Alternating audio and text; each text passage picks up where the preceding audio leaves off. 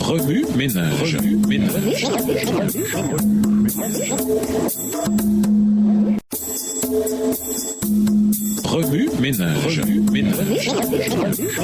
Bienvenue dans votre émission Remue ménage. Voilà la leçon 12, le moment de vérité au temps de la fin. Lisons Apocalypse 13 et Apocalypse 14. Apocalypse chapitre 13. Puis je vis monter de la mer une bête qui avait 10 cornes et 7 têtes, et sur ses cornes 10 diadèmes, et sur ses têtes des noms de blasphème. La bête que je vis était semblable à un léopard, ses pieds étaient comme ceux d'un ours, et sa gueule comme une gueule de lion. Le dragon lui donna sa puissance et son trône, et une grande autorité. Et je vis l'une de ses têtes comme blessée à mort, mais sa blessure mortelle fut guérie. Et toute la terre était dans l'admiration derrière la bête. Et ils adorèrent le dragon parce qu'il avait donné l'autorité à la bête. Ils adorèrent la bête en disant « Qui est semblable à la bête et qui peut combattre contre elle ?» Et il lui fut donné une bouche qui proférait des paroles arrogantes et des blasphèmes. Et il lui fut donné le pouvoir d'agir pendant 42 mois. Verset 6. Et elle ouvrit sa bouche pour proférer des blasphèmes contre Dieu, pour blasphémer son nom et son tabernacle et ceux qui habitent dans le ciel. Et il lui fut donné de faire la guerre aux saints et de les vaincre. Et il lui fut donné autorité sur toute tribu, tout peuple, toute langue et toute nation. Et tous les habitants de la terre l'adoreront, ceux dont le nom n'a pas été écrit dès la fondation du monde dans le livre de vie de l'agneau qui a été immolé. Si quelqu'un a des oreilles, qu'il entende. Si quelqu'un mène en captivité, il ira en captivité. Si quelqu'un tue par l'épée, il faut qu'il soit tué par l'épée. C'est ici la persévérance et la foi des saints. Verset 11. Puis je vis monter de la terre une autre bête qui avait 2 cornes semblables à celles d'un agneau et qui parlait comme un dragon. Elle exerçait toute l'autorité de la première bête en sa présence, et elle faisait que la terre et ses habitants adoraient la première bête dont la blessure mortelle avait été guérie. Elle opérait de grands prodiges, même jusqu'à faire descendre du feu du ciel sur la terre à la vue des hommes. Et elle séduisait les habitants de la terre par les prodiges qui lui étaient donnés d'opérer en présence de la bête, disant aux habitants de la terre de faire une image à la bête qui avait la blessure de l'épée et qui vivait. Et il lui fut donné d'animer l'image de la bête afin que l'image de la bête parlât et qu'elle fit que tous ceux qui n'adoreraient pas l'image de la bête fussent tués. Verset 16. Et elle fit que tous, petits et grands, riches et pauvres, libres et esclaves, reçussent une marque sur leur main droite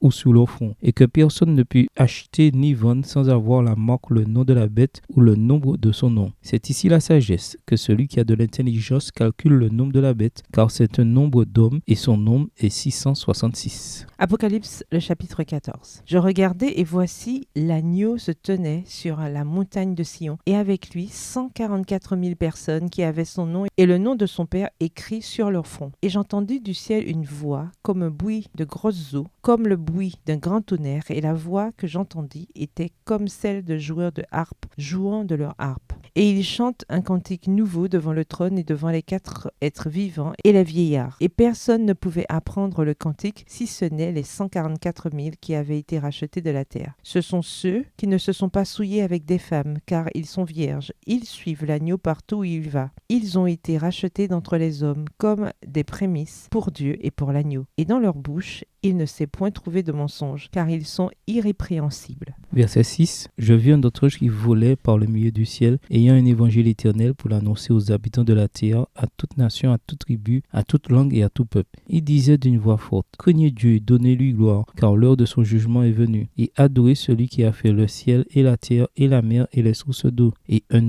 second ange suivit en disant, « Elle est tombée, Babylone la grande, qui a abreuvé toutes les nations du vin de la fureur de son impudicité. » Et un troisième ange les suivit en disant d'une voix forte, « Si quelqu'un adore la bête et son image et reçoit une marque sur son front ou sur sa main, il boira lui aussi du vin de la fureur de Dieu, versé sans mélange dans la coupe de sa colère, et il sera tourmenté dans le feu et le soufre devant les saints anges et devant l'agneau. » Verset 11. Et la fumée de leur tourment monte au siècle des siècles, et ils n'ont point de repos ni jour ni nuit, ceux qui adorent la bête et son image, et quiconque reçoit la marque de son nom. C'est ici la persévérance des saints qui gardent les commandements de Dieu et la foi de Jésus. Et j'entendis du ciel une voix qui disait, « Écris, heureux dès à présent les morts qui meurent dans le Seigneur. » Oui, dit l'Esprit, afin qu'ils se reposent de leurs travaux, car leurs œuvres les suivent. Je regardai, et voici, il y avait une nuée blanche, et sur la nuée était assis quelqu'un qui ressemblait à un fils d'homme, ayant sur sa tête une couronne d'or, et dans sa main une faucille tranchante. Et un autre ange sortit du temple, criant d'une voix forte à celui qui était assis sur la nuée, « Lance ta faucille et moissonne, car l'heure de moissonner est venue, car la moisson de la terre est mûre. » Verset 16. Et celui qui était assis sur la nuée jeta sa faucille sur la terre, et la terre fut moissonnée. Et un autre ange sortit du temple qui est dans le ciel, ayant lui aussi une faucille tranchante. Et un autre ange qui avait autorité sur le feu sortit de l'autel et s'adressa d'une voix forte à celui qui avait la faucille tranchante, disant, « Lance ta faucille tranchante et vendange les grappes de la vigne de la terre, car les raisins de la terre sont mûrs. » Et l'ange jeta sa faucille sur la terre,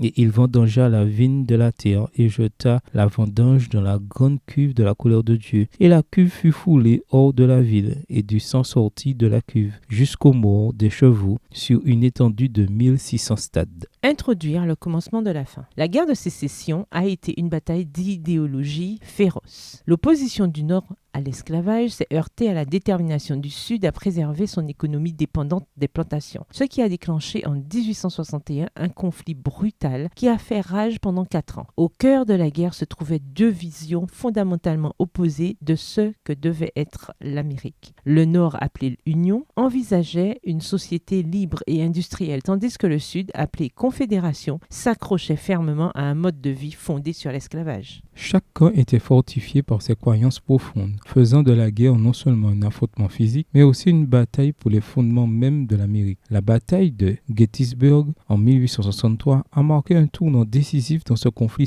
sanglant. Bien que coûteuse, la victoire de l'Union a porté un coup dur à la Confédération et a marqué le début de son déclin. Gettysburg a été le moment où le vent a tourné, marquant le commencement de la fin pour le Sud et conduisant à sa capitulation face au Nord en 1865. Alors que le temps sur cette terre touche à sa fin, la prophétie biblique dépeint une polarisation croissante entre les 2 forces en présence dans la grande controverse. Les 2 systèmes de croyances fondamentalement opposés se préparent à s'affronter dans l'épreuve de force finale entre le bien et le mal. L'un adhère au principe de l'altruisme, la façon dont Dieu assure la liberté et l'amour, tandis que l'autre observe une idéologie qui est centrée sur le moi et conduit à l'esclavage du péché. Les gouvernements, les économies, les nations, les religions, tous les peuples et tous les systèmes devront bientôt choisir l'un des 2 camps. À la toute fin, Satan emploiera toutes les tactiques possibles pour tromper l'humanité une dernière fois et la pousser à persécuter les quelques fidèles de Dieu. C'est le tournant décisif, le commencement de la fin. Pendant cette période, alors que Satan semblera sur le point de prendre le contrôle de la planète entière, Dieu renversera la vapeur. Un dernier avertissement et une dernière invitation seront adressés à tous les peuples de la terre, tandis que Babylone tombera et que les fidèles partageront l'évangile avec une puissance renouvelée. Ce sera une période victorieuse, certes, mais éprouvante pour le peuple de Dieu. Remue-ménage, écrivez Apocalypse 13 et 14 à partir de la version biblique de votre choix. Si vous êtes pressé, écrivez Apocalypse 14 et versets 6 à 12. Vous pouvez aussi paraphraser ces chapitres avec vos propres mots, en tracer les grandes lignes ou en faire une carte heuristique. Au revoir. Et à demain si Dieu veut.